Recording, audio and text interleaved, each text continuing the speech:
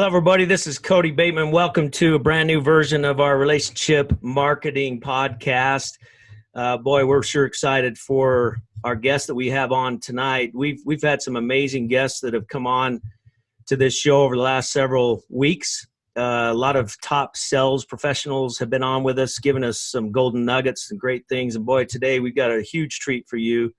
We have celebrity in the house today. I mean, I'm super excited about having this guy as a guest. We've been trying to get with him for quite some time now, finally have the opportunity to do it. None other than Mr. Bob Burg. Most of you have heard of Bob Burg. He is the co-author of the Go Giver series of books. Bob, welcome to the show with us. Hey, Kody, great to be with you. Always love speaking with you. It's been too long. It's been a long time. I remember some of those early conversations we had years and years ago as the Go Giver was out there. And I remember we had some great conversation back in those days because we had similar philosophies. I mean, obviously Go Giver was huge for me to even see the title of your book was huge for me because we've been teaching the concept, what you send out is what comes back. BNI, we do a lot of stuff with BNI. They have the giver's gain philosophy. Sure, Dr. And we have the philosophy, give for the sake of giving. Detach yourself from getting anything in return. We give to give, not to get. We teach seminars on it, have done since day one. So when we connected the first time and you had this whole Go Giver thing, it was like synergy galore. It was great. And my goodness, since then, you have been, what an influencer you have been throughout the world. Thank you. Not only with this book. In fact, I'm going to, if you don't mind, I think I need to do a little bit of bio introduction for those of you. I'm sure most people that are listening have heard of this guy, definitely have heard of the Go Giver series. But man, you gotta hear some of this stuff so you really understand who we're going to be listening to today. Bob Burg is a sought-after speaker at company leadership and sales conferences on the topics of the core of the Go Giver books. Former television personality, top producing salesperson. Bob has shared the platform with some of today's top business leaders, broadcast personalities, coaches, athletes, political leaders, including a former U.S. president.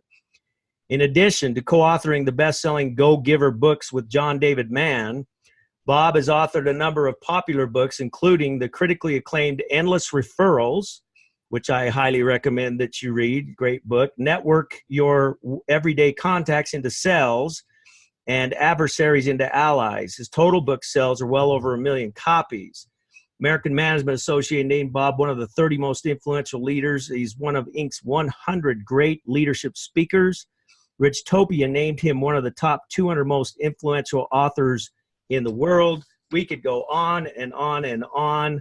His bio is another 3 paragraphs, but I think you get the gist here. Latest work, real excited about this. His latest work is the Go Giver Influencer, and I have a feeling that we'll talk quite a bit today about that word influence. But Bob, like I said, what a pleasure it is to have you with us. Well, let's jump right in.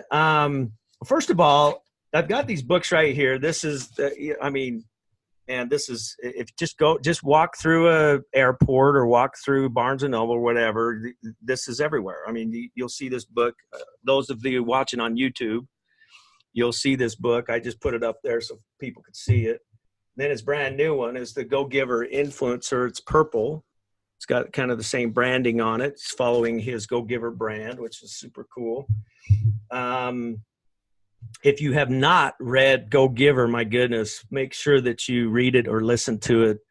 Fantastic information. First of all, you and John David Mann, your writing style is very unique. You have a story format that you use. I kind of reference you similar to an Og Mandino. Og Mandino is my favorite author of all time because he wrote in a parable or a story format, and you kind of do the same thing. So tell us a little bit about what is the Go Giver and how did it all come about? Yeah, in Og's book, The Greatest Salesman in the World, that was my first parable I ever read. That was one of those, when you started in sales, that was one of the books you read, right? Yeah, and it made a huge difference in my life. And eventually, before he passed, I got to open for him a couple of times at public events. And what a thrill that was for me, opening for one of my heroes. So that was terrific. And, with these books, Kody, John is the real storyteller. I mean, he's a great writer. I'm a how-to guy. I'm step 1, step 2, step 3. And all of my books before the Go-Giver series were how-to books. John, thankfully, agreed to co-author these with me. He's really the lead writer and storyteller. And so, the fact that the books have done so well and they read as they do, that's John. Yeah. So it's, really shout out, kudos to John David, man, for that. The premise of the Go-Giver is, again, just aligned with you, who you are and what you do. And it simply says that shifting your focus from getting to giving. And when we say giving in this context, we simply mean constantly and consistently providing value to others, and understanding that doing so is not only a nice way, a pleasant way of conducting business, it's the most financially profitable way as well.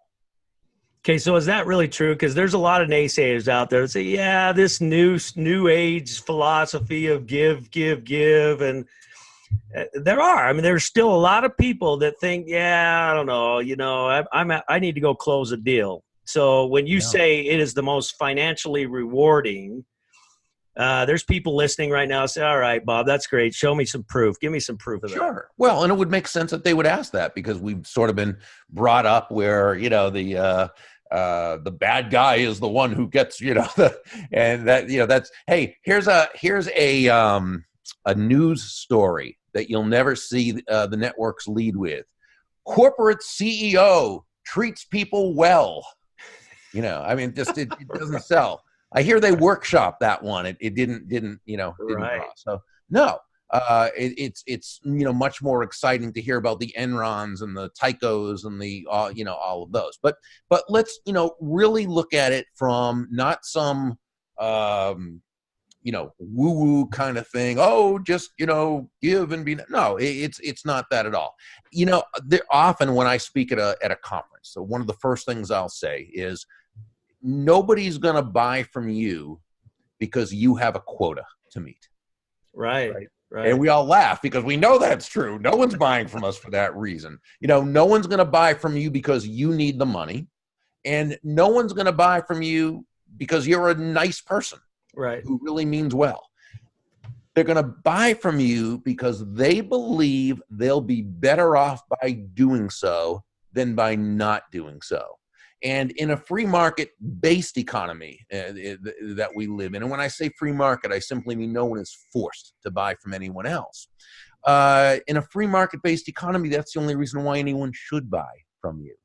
Because of this, Kody, it means that the entrepreneur, the business owner, the salesperson must focus on bringing value to another human being, or that person is not going to do business with them.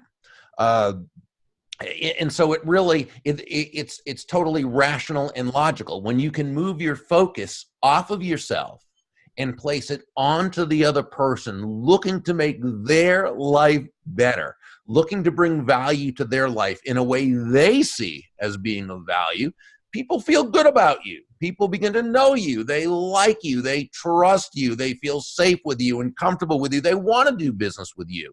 And so this is the person who consistently is going to get the business. When we think of selling, there's such a backwards notion with so many people about what selling is. Selling is trying to convince someone to buy something they don't want or need. That's not selling. That's called being a con artist.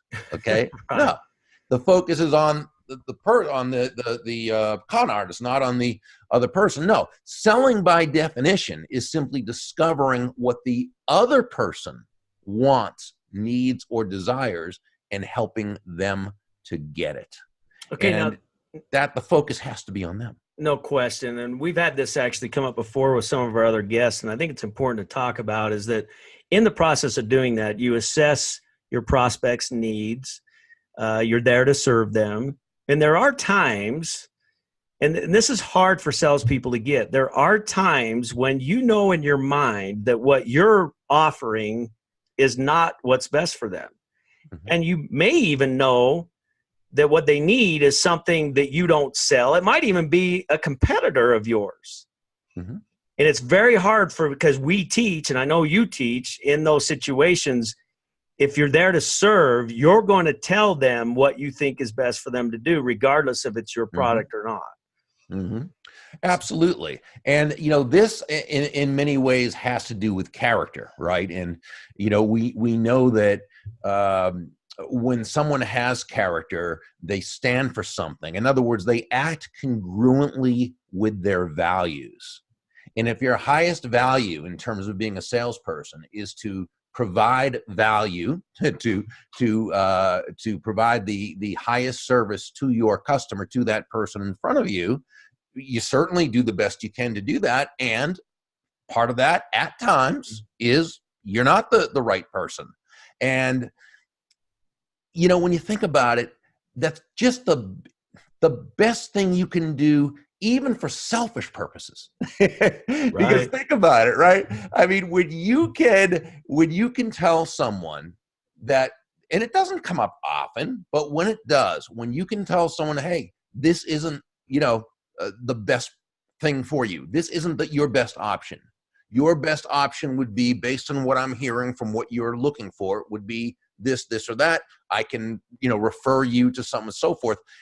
Think of the goodwill that has been engendered in this case. Oh, no question. This is a person who, if it works out, they can come back to buy from you in the future. Sure, they will, but they'll tell others about you, and it probably will end up working in your advantage. Plus, the person who you gave that visit to referred, they'll probably end up, doing that. But even if not, it doesn't matter.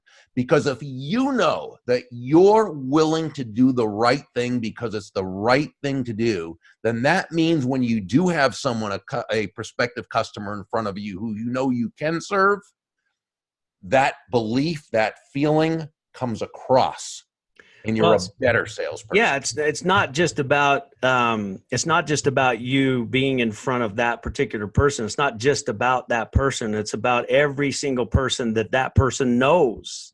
Yeah. So if you come across with integrity, and you come across with character, and you come across being trustworthy, they may not need your product, but I guarantee you they know someone who does, and they're going to refer people over to you. And these are all common sense things. You would think these are common sense things, but they continue to need to be taught. In fact, I'm going to ask you a question here. If you took 10 random salespeople, let's say we go to a car dealership. I don't know if that's the best example or not, but whatever. We go to a car dealership and we line up 10 salespeople that are at that car dealership. And we ask the question, why are you in sales? Why are you in sales? Now my question to that is what is the answer going to be? How many of those 10 people are going to say, well, I'm in sales to make money? And how many of those 10 people are going to say, I'm in sales to add value? Just randomly. If you just randomly did it, what do you think that would be like? Well, I just thought of that question. I don't know what the percentage would be, but I'll tell you what. I'll tell you this, though. By and large, the ones who are the top producers are in business for the purpose of bringing value to the lives of their customer. Okay? The money is the result. This is why we say that money is simply an echo of value. So I would venture to say that's the 80-20 rule. 20% of the salespeople make 80% of the money, and that's how it works. So the 20% are there to create value. They make 80% of the money. The 80% are there to make money, and they only make the 20%. And so it's just logic. It's just kind of how it works. And so I think it's really important, especially people who are in sales management and sales training. Such an important principle to continually bring home to people the importance of being of service to others. Go giver, go out and give, send out to give for the sake of giving, detach yourself from getting anything. Well, I love that because, it's interesting that you say that, because there's a lot of people who will say, what Bob and John are saying is give without expectation. And I kind of want to, and I know it's semantics, but I'm not totally comfortable with that saying, and I'll tell you why. Because I want people to expect good things to happen. Now, I know what they mean is without expectation that it has to happen. And that's where detachment comes in. And that's what you're saying. Give without attachment to the result. In other words, do you prefer good things are going to happen? Sure. Do we expect that good things are going to happen? Absolutely. I want people to have positive expectation. But you give without attachment to the result. So I love that. That means that you know that if you're doing the best you can, if you know you are looking to provide immense value to everyone whose lives you touch, well, you know that the money is going to come. Not for some mystical, magical reason that has nothing to do with that. It just makes sense. Yeah, no question about it. Well, let's talk. So that's the Go Giver. And boy, if you don't have a copy, you want to make sure you get one. I'm sure you're available on Amazon and all that kind of stuff, or at any bookstore. In fact, that's close to 1 million copies sold, right? About 850,000 copies of this have been sold. And like I said, you've sold well over 1 million books with some of your other books. Brand new one out, The Go Giver. I want to talk a little bit about this one. I haven't had a chance to read this yet. I just got this copy. I'm super excited for a weekend read, so I'm looking forward to that. Big word right here, influence. We hear that word a lot. We hear, now with social media, we got the people of influence. I mean, that's a huge word. So what does that word even mean? Yeah, and I love that you asked that, because I think it's so important that we define our terms, right? We check our premises and make sure we're all coming from the same, because you can say a word like influence nowadays, and it's got so many different meanings depending upon who you ask. So I think influence basically can be defined two different ways. On a very basic level, we can define influence as simply the ability to move a person or persons to a desired action, usually, typically within the context of a specific goal. By definition, that's influence. That's its definition. But I don't believe in any way that that's the substance or the essence of influence. The essence of influence is pull. Pull as opposed to push, as in how far can you push a rope? And we know the answer is not very far, at least not very fast or very effectively, which is why great influencers don't push. You never hear people say, wow, that Tom or that Joanne, she is so influential. She has a lot of push. Right.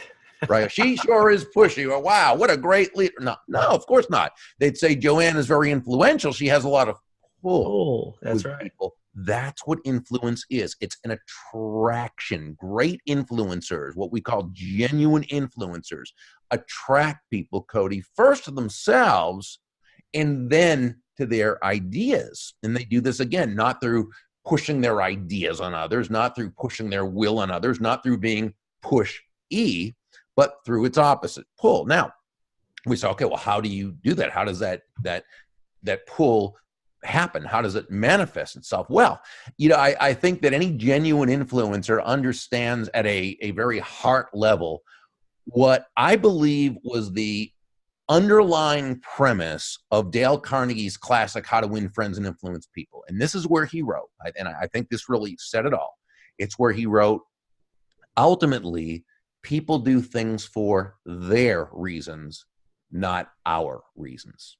So the genuine influencer self-questions. They ask themselves questions to check their focus, right? And make sure it's in the right place on the other person. So, they'll ask themselves questions such as, how does what I'm asking this person to do, how does it align with their goals, with their wants, with their needs, with their desires? How does what I want this other person to do, how does it align with their values? Or you could say, what problems am I helping them to solve? What am I helping them to get or attain that they want, that they can't without my, guidance and so forth? And when asking ourselves these questions thoughtfully, intelligently, genuinely, authentically, not as a way to manipulate another human being into doing our will, but as a way of building everyone in the process, now we've come a lot closer to earning that person's commitment rather than trying to depend on some type of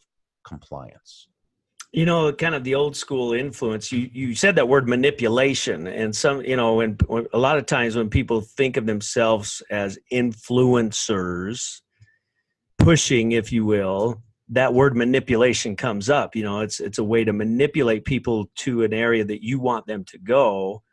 But what you talked about is pulling on the rope. You know, you pull people towards what they want, not what you want. Right. I think that's real important. I remember Well, yeah, go ahead. No, go ahead, Kody. I'm sorry. I was just going to say, it kind of reminds me when I first started doing, I do these personal development seminars around the concept of acting on your promptings and reaching out in kindness to other people. And we've been doing those seminars for a lot of years. When I first started doing, way back in the day, in fact, the first 8-hour event that I did on my own. Do you remember your first full day seminar you ever did? Oh boy. I mean, like the first one I ever did, you know, I'd done 30-minute speeches and 20-minute speeches, and like I made the core mistake, you know, 30 minutes in, like I gave them it was like a 30-minute speech, and worn out. I'm like, oh my gosh, I got 7 more hours to go here. What am I going to do? You know? So one of those things. But in some of those early events, I used to do this thing where, in fact, maybe I'll bring this thing back. I don't know. I haven't taught this for a lot of years, but I used to bring this thing is me. I'd put up the letters I with a slash and me versus you / we. So a lot of people in sales in particular, their focus is I and me. A lot of people, when they are trying to become influencers, when they're trying to create an audience on social media, it's I and me. Look how great I am. It's all about me versus you / we. So in the sales process, or even in the becoming an influencer process, if you make it about the other person, it's about you and what can we do together is kind of that shift, I think, that you've been talking about throughout your books. Yeah, that's such a great point. You know, it's funny. I often say, and probably one of the, the basic premises that I've always, hopefully shared throughout the years I've been doing this, and I think it's somewhere in every one of my books, is where I say that, the golden rule of business, of sales, of networking, of life, relationships, whatever, is that all things being equal, people will do business with and refer business to, and we could say, and allow themselves to be led or influenced by those people they know, like, and trust. Yep. And, there's simply no faster, more powerful, or more effective way of eliciting those feelings toward you in someone than by, again, genuinely and authentically moving from that I or me focus to that other focus, making your win all about the other person's win. And when you do that, and you do that consistently and constantly, and you get to develop a reputation as that person who does that, that's when people really just feel so good about you. That trust is really right there, and you develop that army of personal walking ambassadors. And one of my favorite authors and speakers, Stephen M.R. Covey, son of the famous Dr. Stephen Covey of 7 Habits of Highly Effective People. Well, Stephen M.R.'s book, The Speed of Trust, is one of my all-time, I think I hold it up at every seminar I do, every program, because it's such a great book.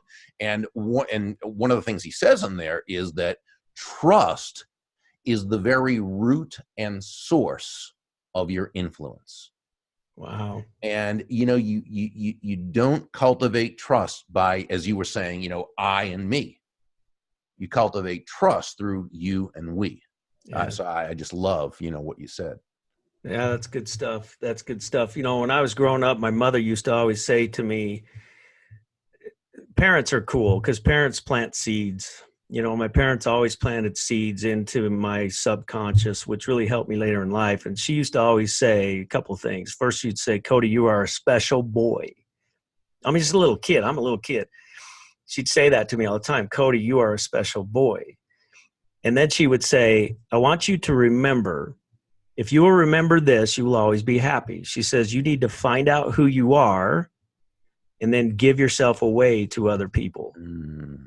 So what do you think about that advice from a mother? Find out who you are so that you can give yourself away to others. Yeah. Well, I think you and I were both very blessed in the parent department to have, parents who encouraged us and, helped us really have a foundation of self-confidence and, the ability to grow. And I mean, I think what you said to you was just such great advice because, when we can really, kind of discover what we're here for, in our, even in our own minds. And then what's the best thing we can do, both for ourselves and others, is to give that away, is to, to share that, to make that a part of our life and hopefully make it a part of the lives of those people we touch. So, yeah, I just love that. Good stuff. Okay, so listen, in this new book, Genuine Influence, there's 5 secrets. 5 secrets of genuine influence. There's some really cool stuff here. I don't know if we're going to be able to get through all 5, but I want to talk about a couple. Sure. The first one, I love the word emotion. Whenever I hear emotion, I love to study about emotions and what emotions are, those kind of things. So your first thing is mastering your emotions. And you have this thing called the seatbelt principle of emotions. So when I saw that in your summary, I'm like, okay, I need to know anything with the word emotions. I need to know. And you're always very clever in the way you write stuff. So the seatbelt principle of emotions, I got to know what that is. Yeah. So let me kind of set that up because it all begins with mastering our emotions. It's only when we're in control of our own emotions that we're even in a position to take a potentially negative situation or person and turn it into a win for everyone involved. And yet, how often do we allow ourselves, based on what someone else has said or done, we allow it to push our emotional hot buttons, and we allow ourselves to be upset, victimized, frustrated, angry, right? And we say or do something that is totally counterproductive to what we're looking to accomplish. Now, we know this, yet we do it anyway. Why? Well, I think the answer is because we're human beings, and it's part of human nature. As human beings, we are emotional creatures. Now, we'd like to think we're logical, and to a certain extent, of course, we are, but we're basically emotion-driven. We make major decisions based on emotion. We back up those emotional decisions with logic. We rationalize, which basically just simply means we tell ourselves rational lies. And, this is part of being human. Now, we're certainly not suggesting that you deny your emotions. There's no need for that. Emotions are wonderful. They're a beautiful part of life. They bring us joy. They make life worth living. No, don't deny your emotions, but control them. Make sure you're the master of your emotions as opposed to your emotions being the master of you. So a great friend of John David Mann's and mine, her name is Dondi Scumaci. Great leadership speaker.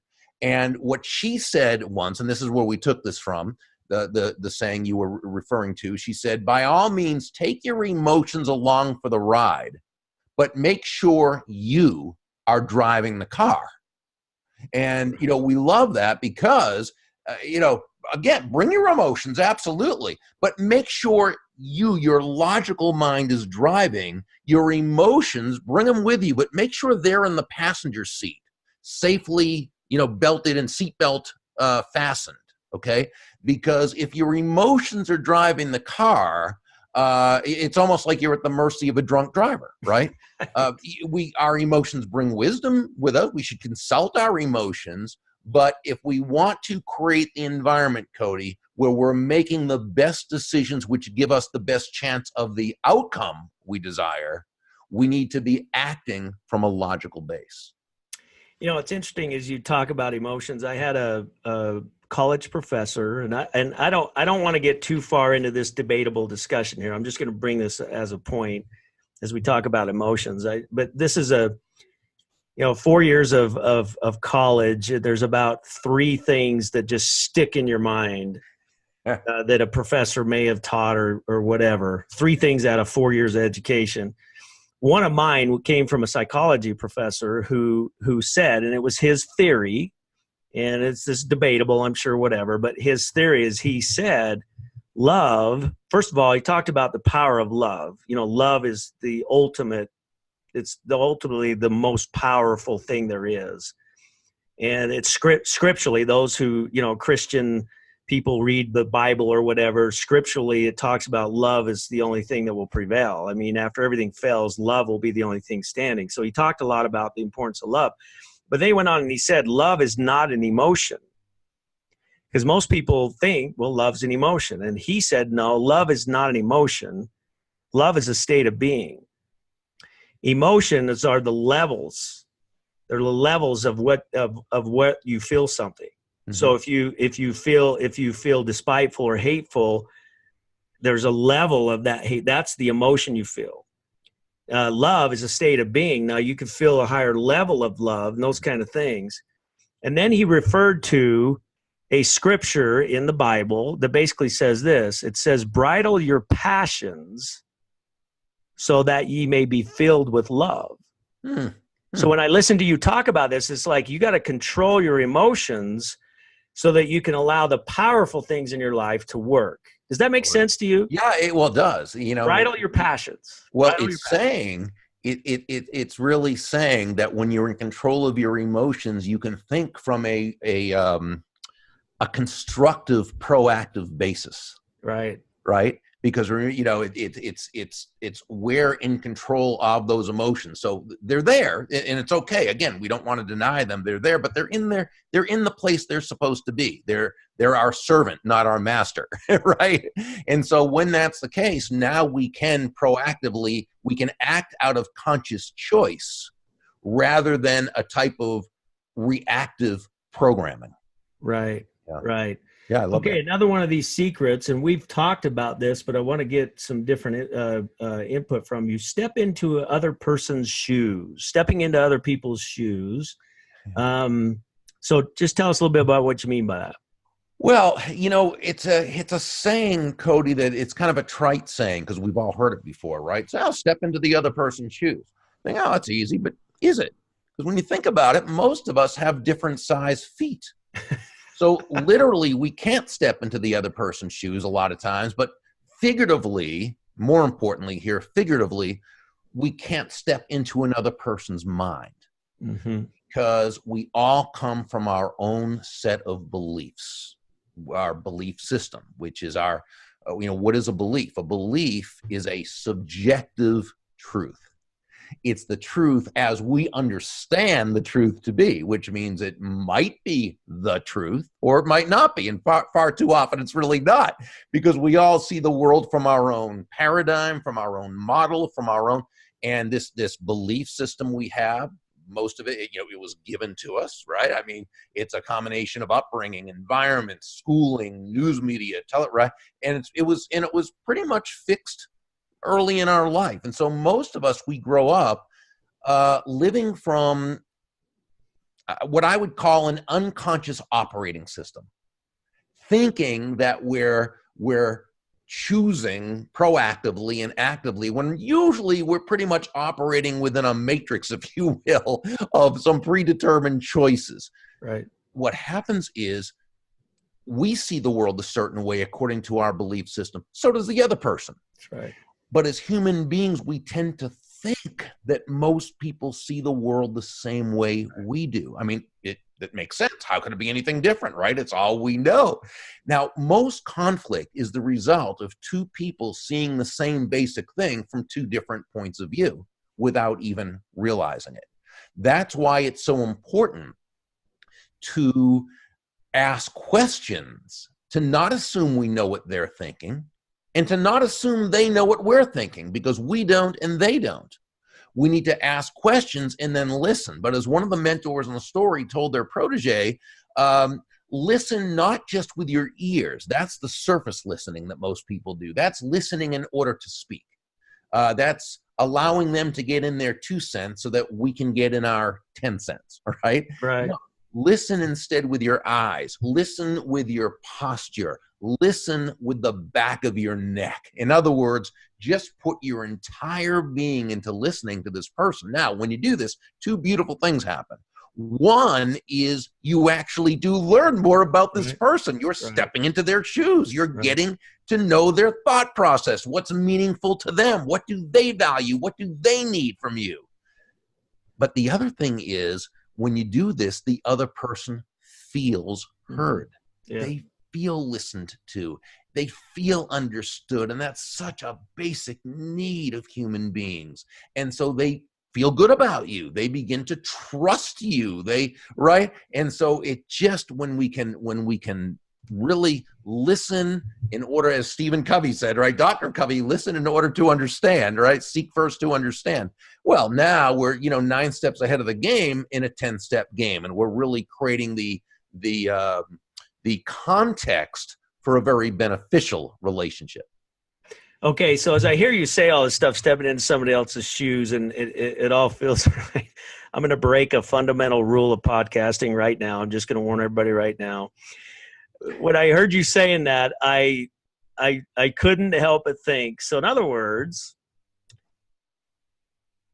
a Republican ought to step into a Democrat's shoes, and a Democrat ought to step into a Republican's shoes. Now, I know my listeners are already going, he just said something about politics. But in all seriousness, don't you think isn't that, I don't want to talk politics, but I do want to talk about an issue that's going on in our country right now.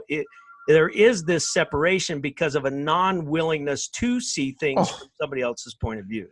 Kody, it used to be political discourse. It used to be, I'm right, you're wrong. Now, that's still not the best, case scenario, but that's what it used to be. And it was, people got by with that. Right. Now it's, I'm right, you're evil. Right. Okay. If you don't agree with what I think is right in terms of this or that, not only are you wrong, okay, but you have evil intent. Right. Well, you just can't learn that way. You can't understand anything that way.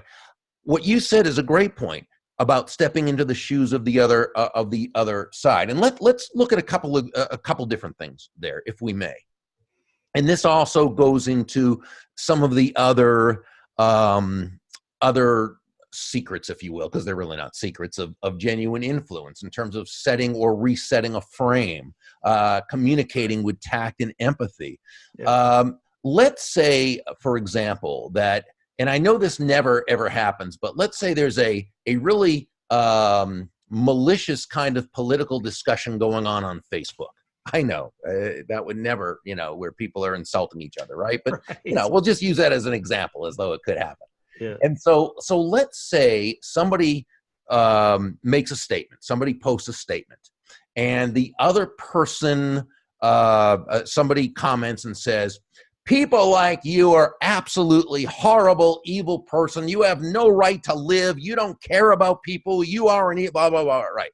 Now, does the person who's been insulted, okay, do they ever respond to that by saying, thank you so much. Right. Wow. I so appreciate you pointing out the error of my ways. I never thought of it that way before. I see the light. Yeah. Right. Yeah. No, of course not. They're going to be only more. And it's the same if someone then comments back to the person with the insult. Oh, people like you are just blah, blah, blah. And it goes back and forth. Nobody's understanding. People are just yelling. They're spewing hatred.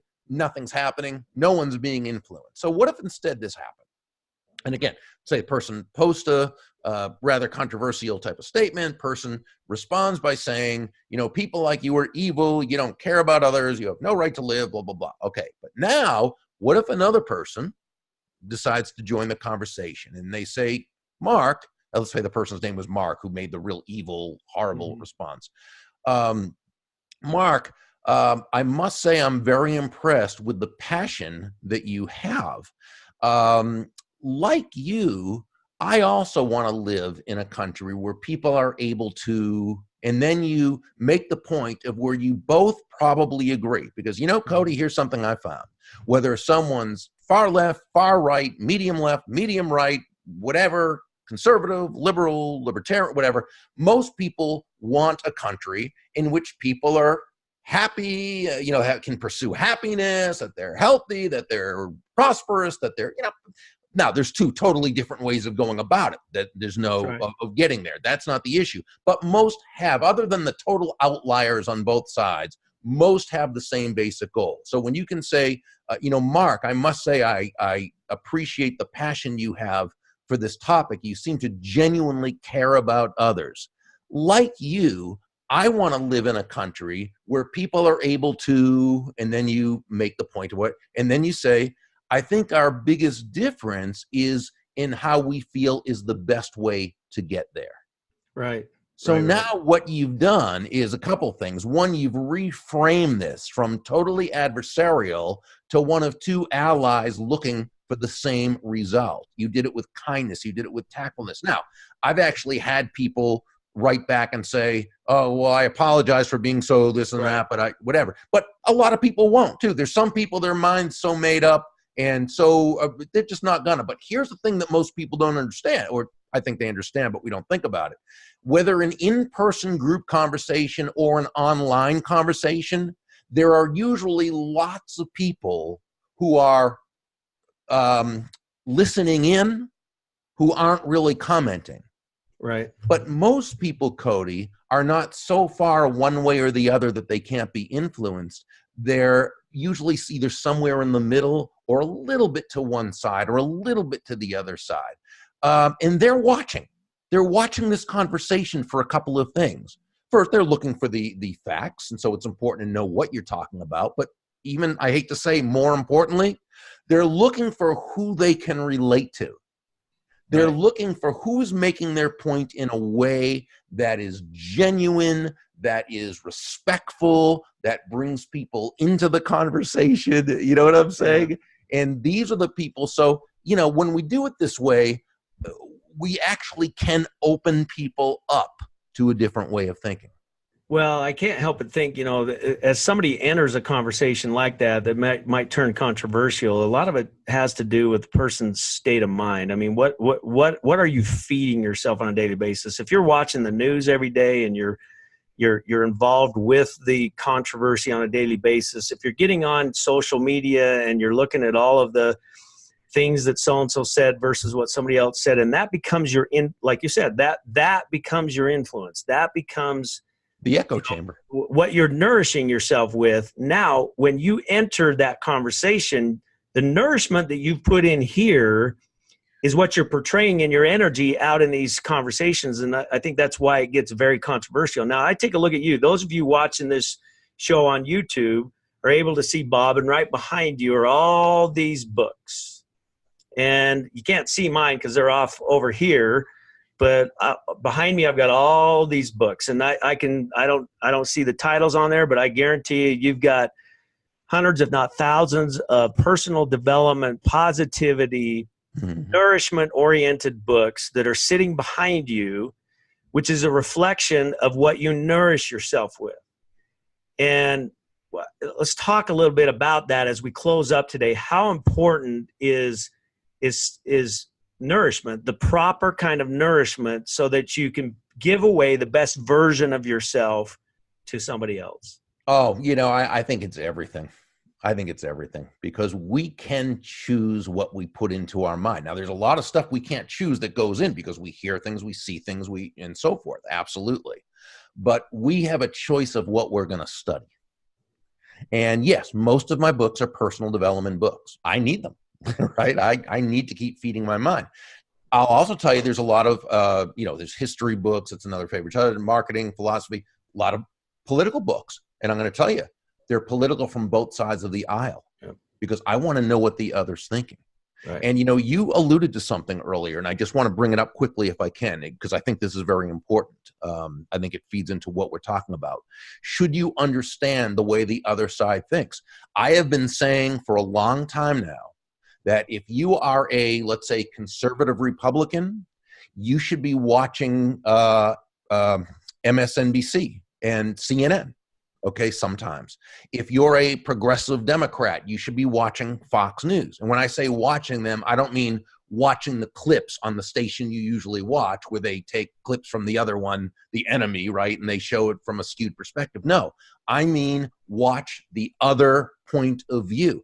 Not to agree with it. Right. Not to agree with it, but to understand it. Yeah, absolutely. Understand it. Because when you understand it, now you're in a position. First, you see them as human, and you understand more about what's driving them and what's motivating them. And you're basically in a position to be more influential because you're understanding them, even if they're not understanding you. And that's why you've got to read from different perspectives and then make your own mind up. Don't just believe who you want to believe because you'd like it. You know, that's that confirmation bias that we all hear about all the time. Confirmation bias, when you come across some information and if it confirms your already held beliefs or biases, you accept it. But if it doesn't, you ignore it. You can't learn that way. Yeah, no question about it. That's great advice, by the way. It's super, super good advice. Not easy to follow, but super good advice. It is really important to gain a balance in your own mind and make up your own mind. You know, make up your own mind. I think that's a real important thing. Well, I'll tell you what, we could talk for hours. I think it's just been an honor to have you on with us. Likewise. And love to listen to you. So everybody, Go Giver Influencer, go to Amazon, or what's your website? They could either go to Burg.com or thegogiver.com without the hyphen, thegogiver.com, and everything's there too. Excellent. And also, you got a big conference coming up that you're speaking at, the Outbound Conference in Atlanta, Georgia. I believe that's on, when is that? That is it's April 23rd through the 26th. I'm actually going to be, I think I'm going to be in attendance there. So I'll be able to meet and see you there. Great. I can't wait. Great. We have a big conference coming up in Salt Lake City, August 8th and 9th is the Relationship Marketing Grand Summit. Now, I know I've been wanting to get with you, and I'm sure it's probably too late because your schedule is crazy. But man, I'd love to have you speak at our Relationship Marketing Summit. I think you'd be phenomenal. So, you know, that's my way of booking speakers. I get in a public format where 1,000 people are listening. And I'm saying, hey, Bob, come speak at my event. It's August 8th and 9th.